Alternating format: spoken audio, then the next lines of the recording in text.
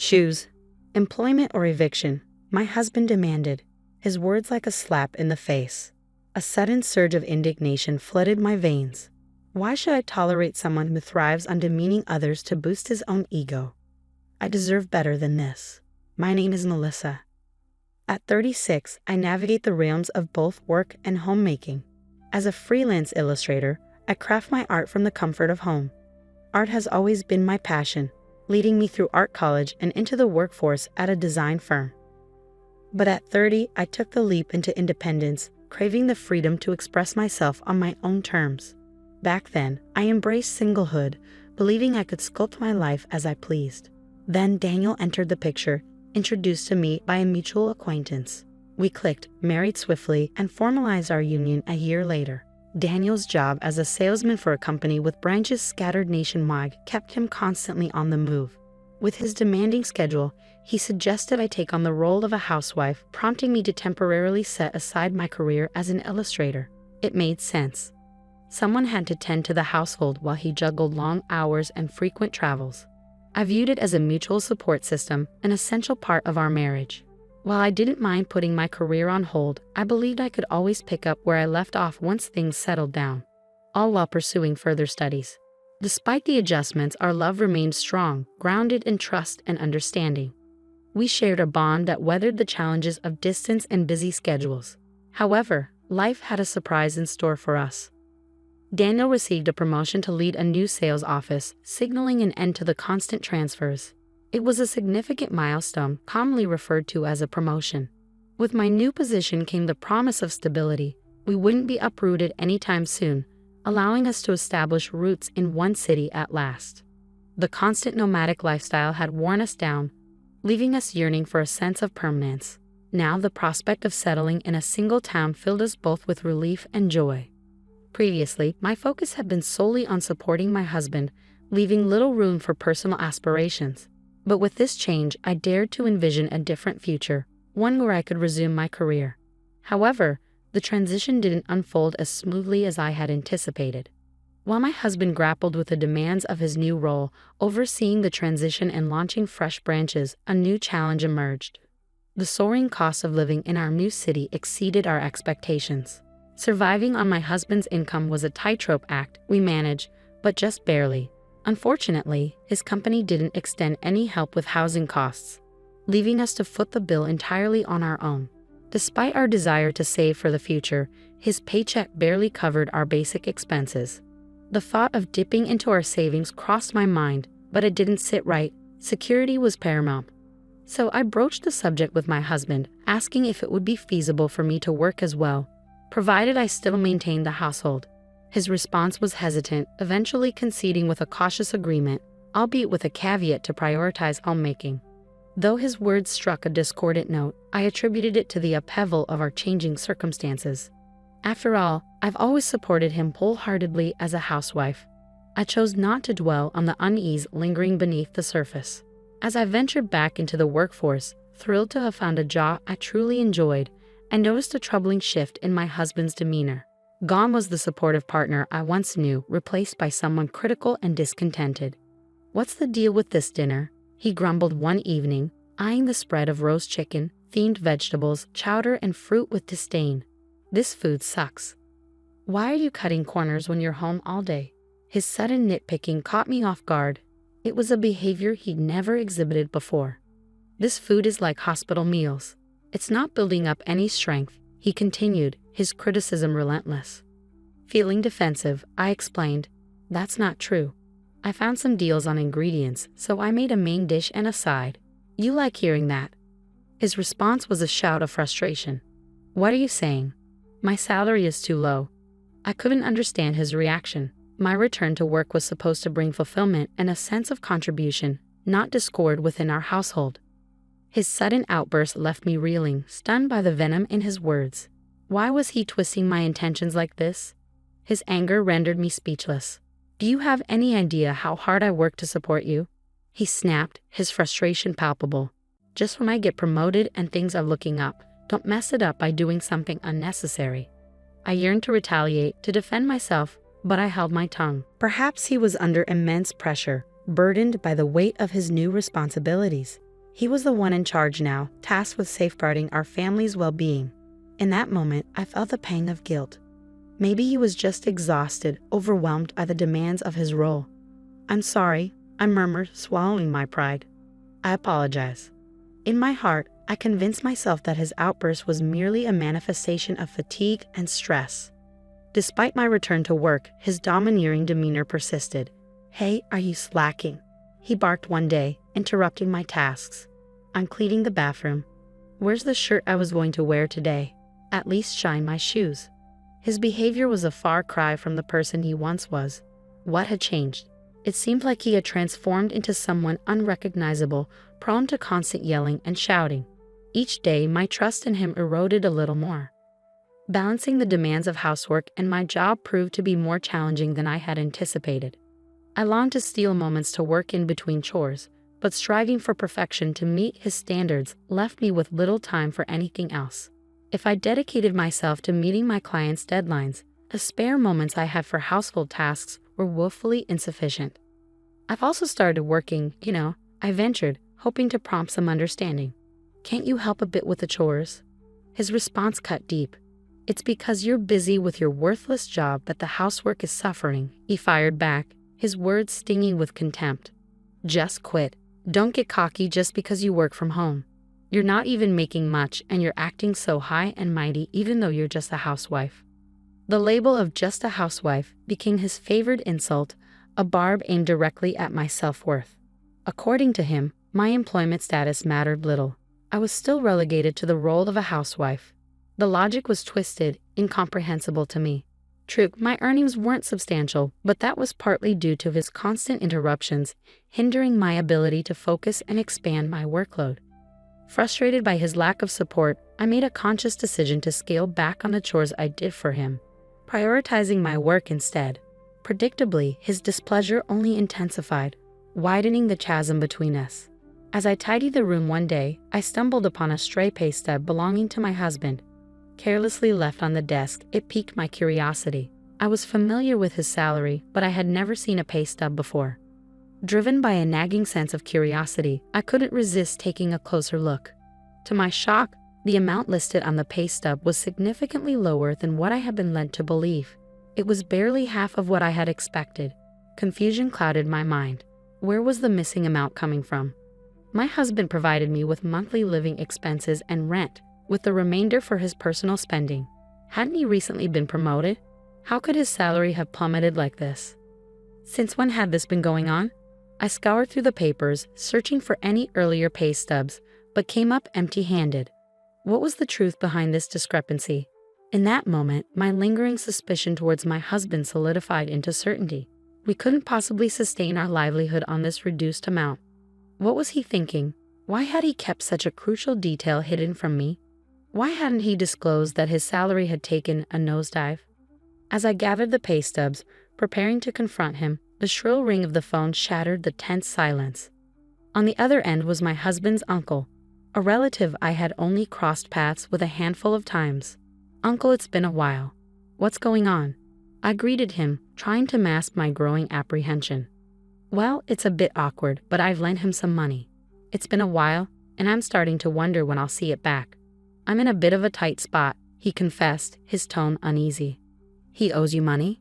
The pieces of the puzzle fell into place. My husband had been bridging the gap in his salary with loans from his uncle, a substantial sum reaching into the tens of thousands. As the realization hit me, I felt a surge of guilt. I apologized profusely to his uncle, promising to repay him as soon as possible. Despite the situation, his uncle showed remarkable kindness, reassuring us with a gentle, "Just pay it back when you can." That night, I chose to keep the knowledge of the debts and pay stubs to myself. However, with each passing moment, my simmering anger towards my husband intensified. His constant belittlement, the exploitation of my efforts around the house, and the interference with my work had worn me thin, and that night was no exception. As he continued his barrage of criticism, his words stung with familiar disdain. "When will you ever get good at household chores?" he chided, his tone dripping with contempt. "The food's terrible, the entryway's a mess. What have you been doing at home?" "Another useless job, I bet. Being a housewife must be easy." His relentless tirade only fueled the flames of resentment burning within me. Doesn't he realize the contradiction in his words? I fulfill the same household duties as anyone else. If you're unhappy, why don't you take over? You've been coming home on time lately. You're capable, I countered, refusing to yield. But my defiance only seemed to stoke his anger. With a forceful slam of his fist on the table, he snapped. Since when did you become so mouthy? Don't overstep, you waste of money. Do you even know who's providing for you? I refused to back down. What's wrong with standing up for myself? I'm doing my part. What about you? I challenged him, meeting his glare head-on. I refused to tolerate this any longer, I declared, my resolve firm. But he showed no sign of backing down. You pretend to contribute around the house, but you're all talk. Start earning, then we'll talk. I bit back the retort that rose to my lips, recognizing the hypocrisy in his words. Maybe the same could be said for you, I thought. But I held my tongue. Should have never married you, he continued, his words laced with venom. What a drain on our finances you've become. You keep complaining about money, so why don't you do something about it? If you're not going to work, then leave. I gathered my already prepared bags and made my way towards the door. You can't handle anything on your own, anyway. Why do you think you can leave? He challenged, his tone dripping with disbelief. Giving him a steely gaze, I retorted, by the way, I'm leaving. I've already completed the paperwork. With a decisive motion, I slapped the divorce papers I had obtained from the city hall onto the table. The shock on his face was evident. He hadn't anticipated my departure, let alone the initiation of divorce proceedings. He stood frozen, rendered speechless by the sudden turn of events. Well, that settles it, I stated firmly. Make sure you fill out your portion and submit it soon. With that, I turned and left, determined to reclaim my autonomy and forge a new path forward.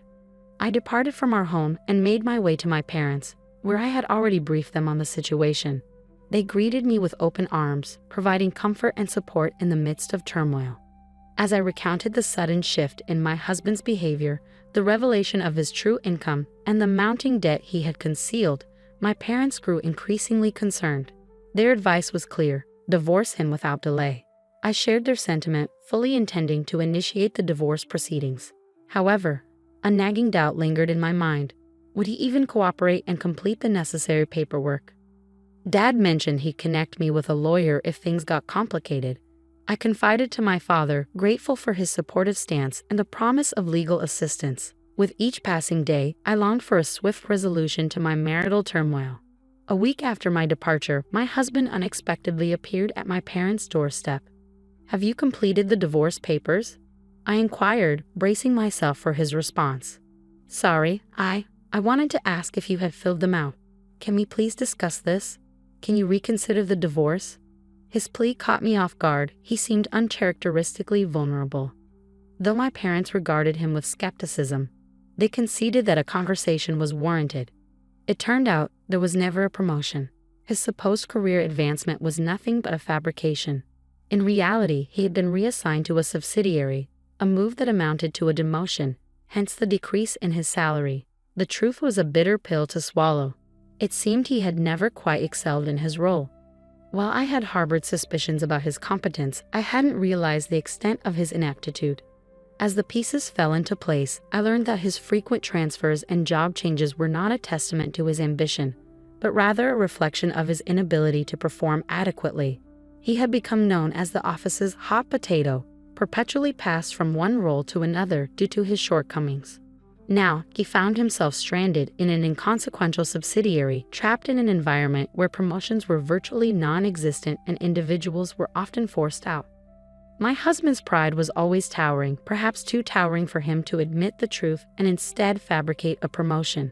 With his status at work diminished, he sought solace in inflating his ego at home, asserting superiority under the guise of providing for a housewife like you. His belittling remarks and deliberate undermining of my work were all part of his effort to uphold his pride. It took your absence for me to realize how much you were earning before you left, he remarked, a veiled attempt to salvage his wounded ego. I strategically left a copy of my bank statement in his room. Despite earning less than him, my income was still significant enough to support our lifestyle. I realize I need you, I confessed, acknowledging the practical realities of our situation. I can't manage the rent alone. But together, I believe we can overcome these challenges.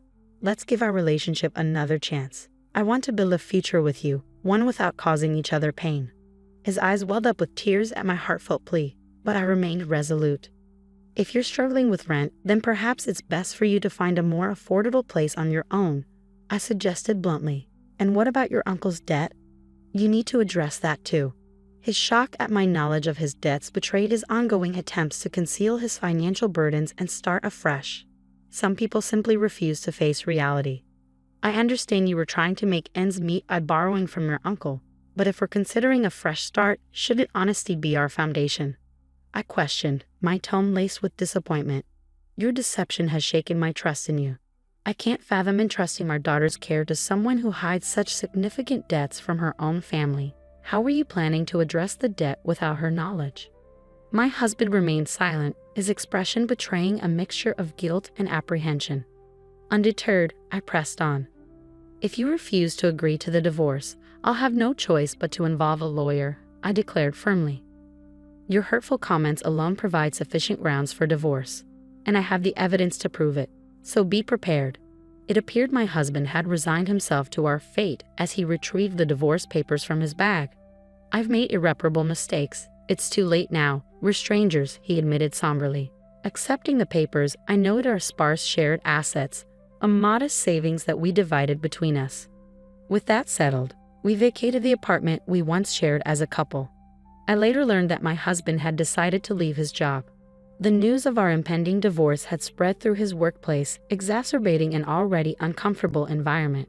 He confided in me that he was now working part-time, gradually repaying his debt to his uncle. Following the divorce, he persisted in reaching out to me multiple times. I want to rebuild what we had. Nothing's been the same since we parted ways. I've come to realize you were the only one in my corner. Can we try again? His relentless pleas for reconciliation began to unsettle me, prompting me to change my phone number. If only he had set aside his pride and been forthright from the start, perhaps we could have found common ground as a couple. However, I refused to overlook his abusive behavior, and any remnants of love have long since dissipated. With a heavy heart, I silently distanced myself from him, choosing to walk away for good. Following the divorce, I wholeheartedly threw myself back into my career as an illustrator. Though the workload is demanding, each day brims with a sense of purpose and fulfillment. As a newly liberated individual, I'm met with the promise of a radiant future. Surprisingly, my profession has become my most devoted companion. Who could have foreseen that a single moment of courage and determination would wield such transformative power over my life? This is my one and only chance at existence, and I'm resolved to seize each day with unwavering determination and without a shred of regret. Lost in contemplation, I tore my gaze away from the computer screen, allowing my thoughts to drift as I gazed out the window.